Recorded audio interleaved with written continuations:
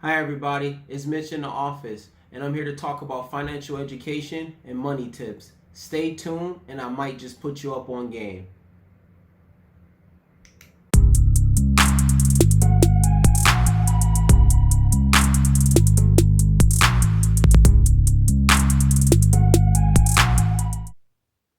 Good morning, good afternoon, and good evening. You're in the office with Mitch, and today we're going to be talking about how to avoid the rat race. Yes, how to avoid the rat race altogether.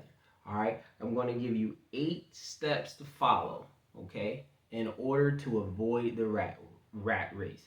For you all that don't know what the rat race is go to college, get a degree, get a low paying job, get married, overpay for a wedding that you can't afford, put yourself in more debt in addition to the student loans, work the low paying job to save up to get a house. Every raise, you buy a new car or you put an addition on a house, etc., etc., etc., right? All right, so let's jump into the tips, right? That just sounds just horrible. Sounds boring. Sounds like a start to a miserable life, all right? So let's get right into it. All right, so number one, right? Be financially literate. How do you do this? Read books, right? Read things you're passionate about that you can possibly monetize. Watch my channel, right? Financial education and money tips. This is not financial advice. Financial education and money tips, okay? All right, obey the zero-based budget. So if you watch my channel or if you've seen some of my other videos, I have a video on how to do a budget. All right, so watch that video on the budget and obey the budget. The budget is going to give you permission to spend, right? It's not stopping you or preventing you from spending, right? It's going to give you permission to spend, and it's a special way that you put that budget together. Certain things that you do first before you list outgoing funds. All right. Save to invest. All right. A lot of people, after you do the budget, you watch my budget video, you'll understand that you're going to need an emergency fund. That'll be a different video for that, 3 to 6 months, right? Depending on what type of work you do, right? Outside of that emergency fund, you need to save to invest. Okay. We're not just taking money and sitting it in a bank account and getting 0.03% or 0.01%, right? And just stockpiling money and stacking money, right? Because you're never going to get rich that way. Inflation is too high, and that interest rate is way, way, way, way, way too low, okay? But instead of getting into the weeds of that, you need to save to invest, all right? Different ways that people can invest, okay? 401ks, 457s, we got IRAs, real estate. I love real estate. Real estate, small businesses. A lot of people that could be brick and mortar or online. Find a passion. If you like soaps, if you like candles, if you're a good writer, you could do a blog. There's a whole bunch of different ways that you can supplement your income, or you can save to invest. Okay, so you got that money. Yes, that money might be sitting idle in a money market account, right? Waiting for you to pounce on a piece of real estate, waiting for you to max out an IRA, waiting for you to invest into dividend earning stocks, whatever it is for. Never, outside of the emergency fund, never save just to save. Save to invest. Okay? All right. This is a big one. All right. This is a big one. Invest your raises. Okay? Invest your raises. All right? When you get a raise, okay, I know you might feel like you deserve it. You might feel like I deserve to get this new car that I can't afford, right? Let me go to the bank and see if they'll give me low interest debt to buy this car, right? That car is not going to provide you any money unless you own a business or something like that, right?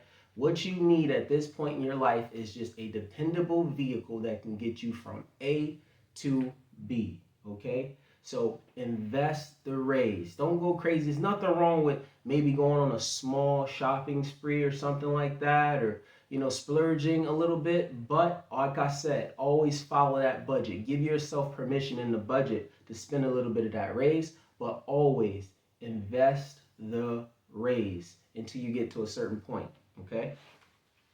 All right. Next one. This is the even bigger one. Okay? Don't trap yourself. Don't trap. What I mean by don't trap yourself. You heard how I started this video, right? That's trapping yourself, okay? All right? Always look at your budget. See what you can afford. See where you at, right? You never want to enter a door and close the door behind you and lock it and not know when you're going to be able to open that door back behind you. You know what I mean? So never trap yourself, right? You get into a house, now you got a mortgage, right? You put yourself in a situation to where you can never walk away from a job because it'll put you in financial stress or put you into debt, right? So always, you're never going to be able to completely alleviate that problem, but you can always make sure that you're moving in the right direction, right? Not taking on too much unsecured debt, not using credit cards in a malice way, right? Not getting a high payment, high car payment on a car loan, right? So just a quick example, I'm gonna dive into that just real quick, right? So you got a house payment, right? You work, you got earned income, you pay your house payment, right? You pay utilities, food, and gas. Maybe you got a car payment. If you watch my video on how to buy your first car, you own your car out, your car out cash, right? Right? And then, right now, what I'm talking about is the non-necessities, right? The subscriptions, right? The subscriptions like cable, you know what I mean? I already said car payment, right? Services, people to come cut your lawn, you know, people to come do pest control, right? You start piling up all these bills to where the money you got coming in is equal to the money you have going out, or the money you got coming in or you have coming in is less than the money that's going out. That's how you trap yourself. That's how you trap yourself. So be on the lookout for it. If it's not a necessity, don't touch it. There's going to be time for that later when you get to a different point. And we'll talk about that either in this video or maybe another video. Okay? Forget about the Joneses. I'm sure you heard that phrase before, right? Keeping up with the Joneses. Keeping up with the Joneses, right? Your next door neighbor just went and bought a brand new SUV. You still driving a 10-year-old paid off SUV that runs fine. You see that, right? You automatically equate that with financial success. That might not be the case. They might be drowning in debt. They might be in the rat race, right? You're here watching this video because you want to avoid the rat race altogether. Forget about the Joneses. Put your blockers on. I know it's hard. Put your blockers on. Forget about the Joneses. You don't care if they upgraded their house.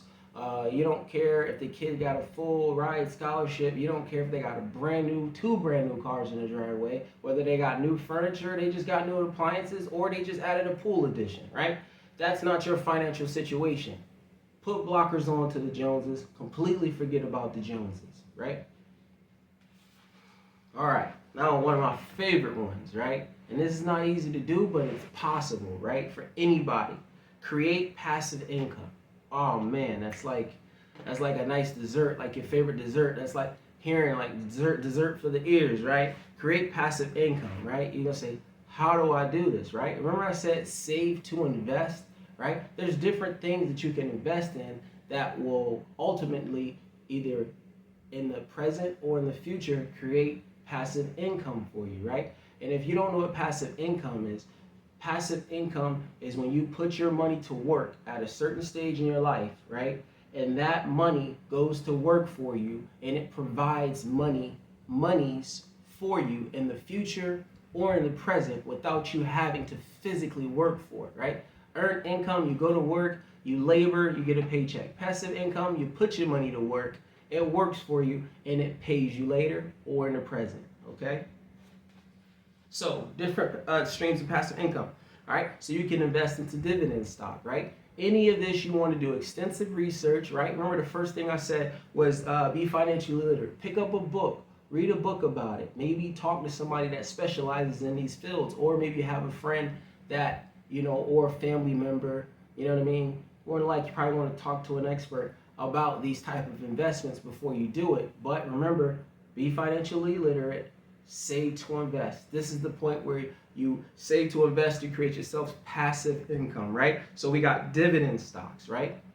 These stocks is where these companies will pay you for owning shares of their stock, right? They can pay it quarterly or they can pay it annually. Like I said, depending on what you invest in, which stock you invest in will depend on what the dividends and different things like that. We'll always talk to an expert about that, but that can create you passive income, right? Real estate, right? You can wholesale, right? You can buy and hold, right? You can just go on market. You could just save up to buy a duplex, right? And maybe rent both sides out. That's going to create you passive income. But again, do extensive research, right? Educate yourself. Financial literacy, that's where all financial moves stem from, is financial literacy, right? So educate yourself, and if that's something you want to do to create passive income, that's something you do. That's another way to create passive income for yourself. And there's a number of ways, a whole bunch of different ways to earn passive income in real estate, but I'm not going to go into that in this video. That's for you to do. Educate yourself, right? You could do a small business, right? So that you could do brick and mortar, or you could do an online business, Maybe you want to drop ship. That's something that you can, if you don't know what that is, look it up and research. Maybe you can drop ship, e-commerce, something like that online, something you like to do, or a product you believe in or something. Maybe you manufacture your own product. This is where that save to invest comes in, right? So you can save to invest into something like this, right? You don't always have to just automatically let your money go to a 401k, IRA, or 457. If you're going to save to invest, that's okay, because you have a plan for the money to create yourself passive income, right? So like I said, or you can do brick and mortar, right? Maybe you went to school to become a barber. You want to save to invest to open up your own place, get you some barbers in there, start getting some passive income from booth rental or by having employees, right? Or salon, something like that. Where you're in there, you can work, and something you can eventually step away from that will provide you passive income, right? And businesses are great with pacing and keeping up with inflation if you're running your businesses right. So that's another way to create passive income and to potentially keep up with inflation, okay? And then, right on the money, right? Replace your earned income with passive income, right? This is not going to happen overnight. This is a process, right? You're going to have to follow these steps, talk to financial experts or financial specialists. Talk to them about how you to get to this point, right? This is the ultimate way, right, to get out of the rat race or completely avoid the rat race, right? So, quick example, I don't want this video to be too long, is say you work as an administrative assistant for $38,000 net. Let's say that's after you pay for your benefits and everything like that. Your goal, even with raises, when you're saving to invest for passive income, should be to replace that $38,000. Why? Right? Because if anything ever happens to where you lost your job or you got laid off or anything happened, you would have either all of that money coming in. You would either have $38,000 coming in passive income, or at least you'll have a nice emergency fund, right? So you'll be fine. You'll be able to maneuver and get another job so that you can ultimately replace your income 100%. But I feel like that should be everybody's goal, is to eventually replace that earned income, right? A lot of people say, I'm gonna work 30, 35 years, 40 years and retire. That's fine, right? Or you say, I got a pension, I'll work, my pension will be there, it'll be solvent, right? But that still doesn't prevent you from replacing your income, right? Forego some of these luxuries in the beginning, right? So towards the end or midlife, right, you have options, right? This is all about having options. You'll have options whether or not you want to switch jobs and pursue something else. You'll have an option where you can walk away from your job and keep pursuing other small businesses because your income is replaced. You're no longer working for that $38,000, right? And your situation might be 60, your situation might be 100,000. The higher you go, yeah, it's more difficult, right, to replace, but you don't have to walk away from your employment, right? it's nice knowing that it's there, right? And ultimately, you can avoid the rat race, okay? All right, that's it for Mitch in the Office. If you like this video, if you retained or learned anything from this video, go ahead and share it, give it a thumbs up, and subscribe. That's it for Mitch in the Office. Peace.